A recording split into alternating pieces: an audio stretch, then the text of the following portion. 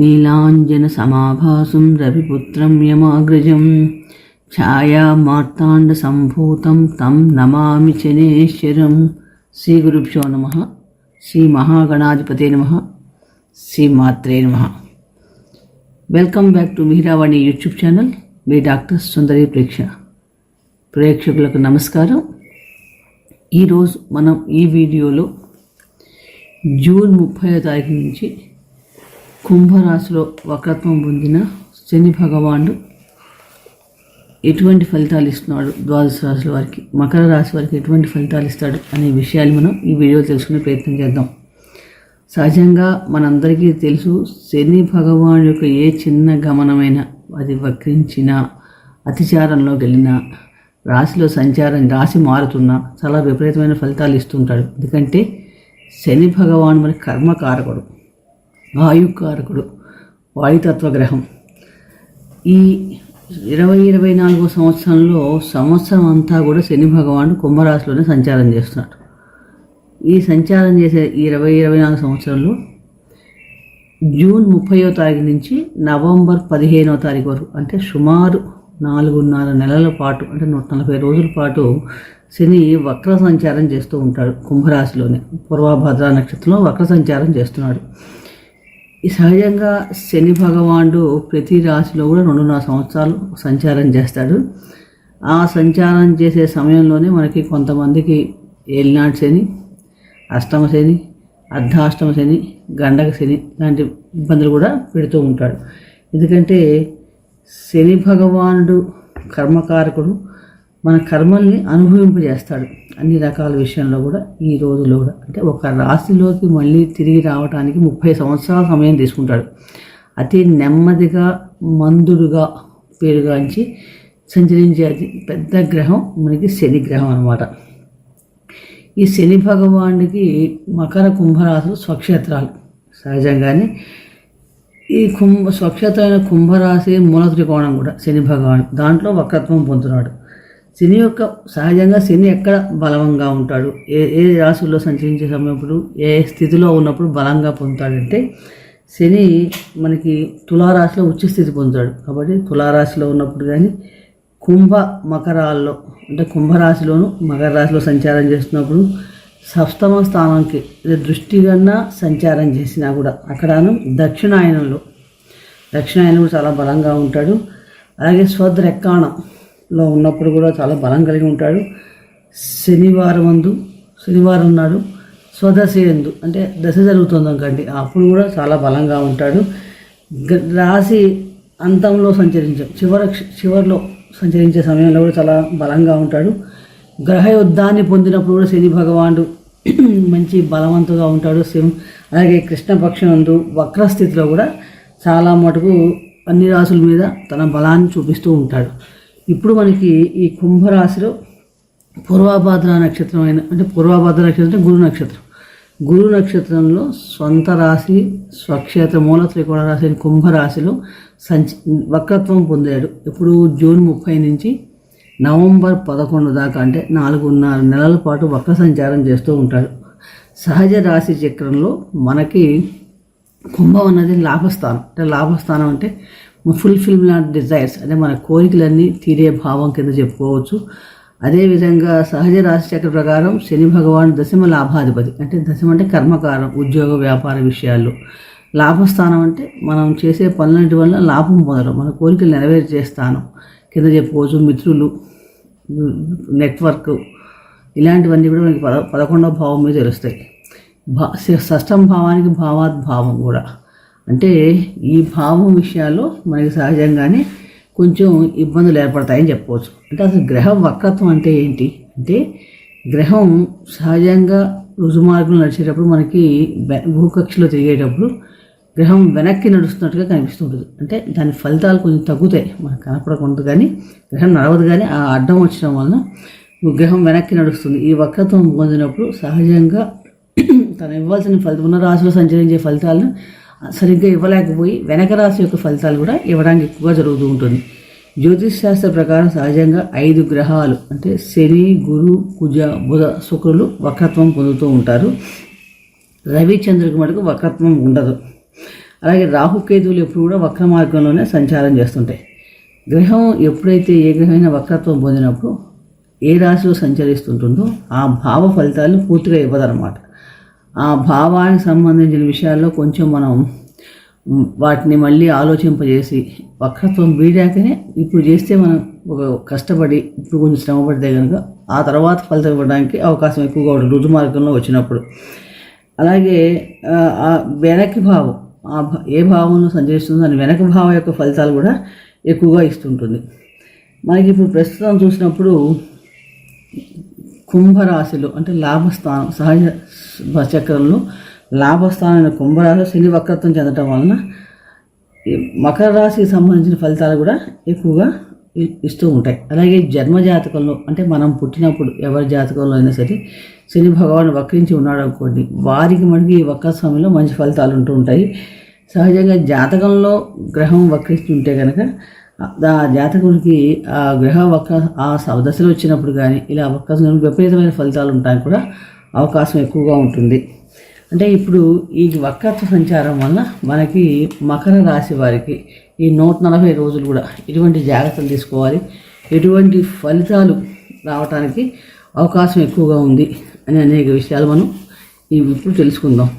మకర రాశి అంటేనే మనకి తెలుసు, ఉత్తరాషాఢ 2, 3, 4 పాదాలు, శ్రవణ నక్షత్రం 4 పాదాలు, ధనిష్ట 1, 2 పాదాలు చెందినవారు మకర రాశి వారు.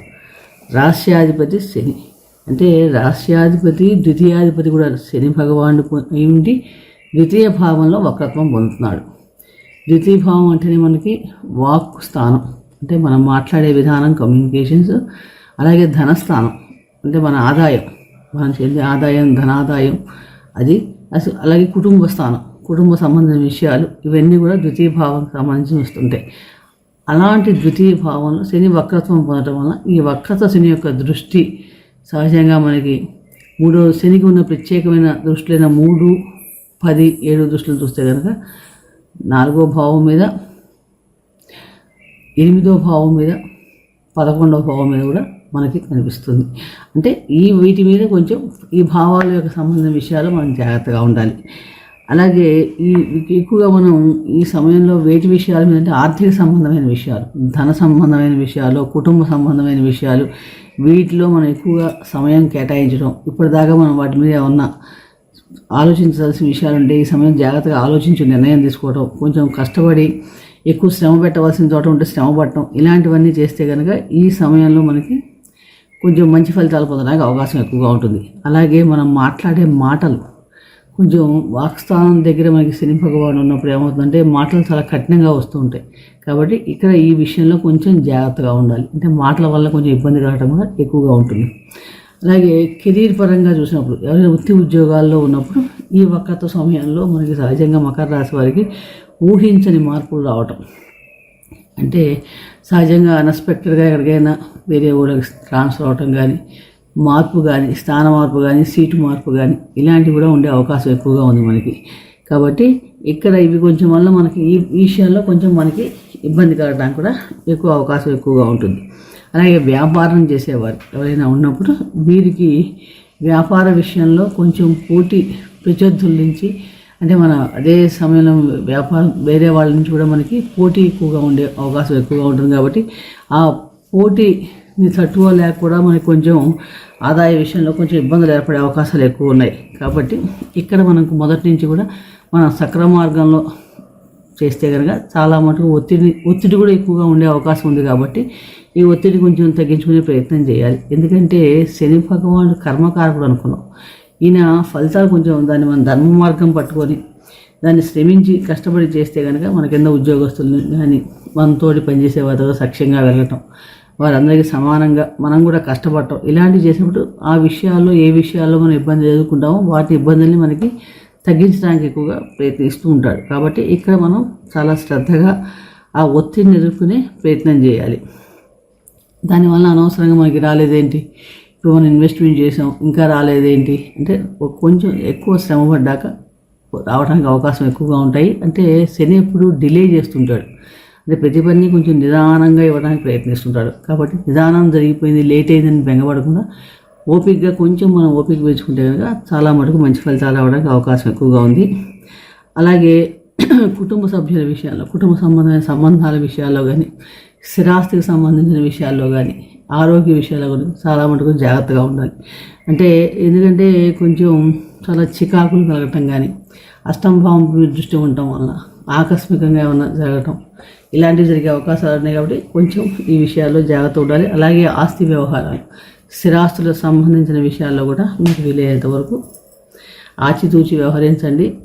వక్రత్వం వీడిన తర్వాత వాటి మీద మనం దృష్టి పెడితే చాలా మంచి ఫలితం. ఎందుకంటే ఇక్కడ బలంగా ఉన్నప్పుడు, అలాగే ఎవరికైనా సెంజర్స్ జరుగుతున్నా కూడా కొంచెం ఇబ్బంది పెట్టే అవకాశం ఎక్కువగా ఉంది. ఆల్రెడీ మకర రాశి వారికి ఏలినాటి శని చివరి భాగంలో ఉన్నారు కాబట్టి ఇక్కడ కొంచెం ధన, ఆర్థిక, కుటుంబ సంబంధ విషయాల్లో వీలైనంత వరకు కూడా చాలా వరకు జాగ్రత్త వహించడానికి ప్రయత్నించండి.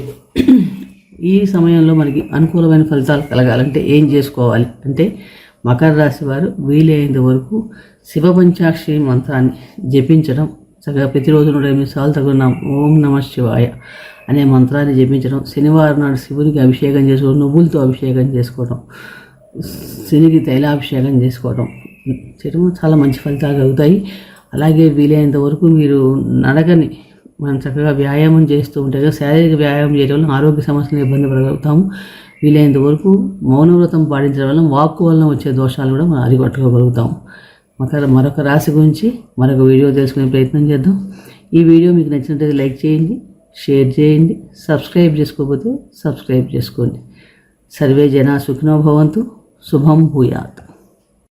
జరగటం ఇలాంటివి జరిగే అవకాశాలు ఉన్నాయి. కాబట్టి కొంచెం ఈ విషయాల్లో జాగ్రత్త ఉండాలి. అలాగే ఆస్తి వ్యవహారాలు, స్థిరాస్తులకు సంబంధించిన విషయాల్లో కూడా మీకు వీలైనంత వరకు ఆచితూచి వ్యవహరించండి.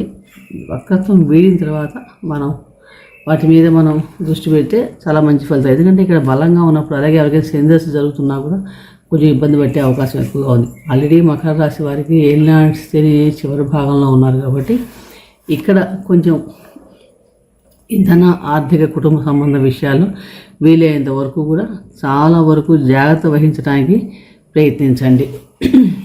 ఈ సమయంలో మనకి అనుకూలమైన ఫలితాలు కలగాలంటే ఏం చేసుకోవాలి అంటే, మకర రాశి వారు వీలైనంత వరకు శివ పంచాక్షరి మంత్రాన్ని జపించడం, చక్కగా ప్రతిరోజు 108 సార్లు తగిన ఓం నమ శివాయ అనే మంత్రాన్ని జపించడం, శనివారం నాడు శివునికి అభిషేకం చేసుకోవడం, నువ్వులతో అభిషేకం చేసుకోవడం, శనికి తైలాభిషేకం చేసుకోవడం చేయడం చాలా మంచి ఫలితాలు కలుగుతాయి.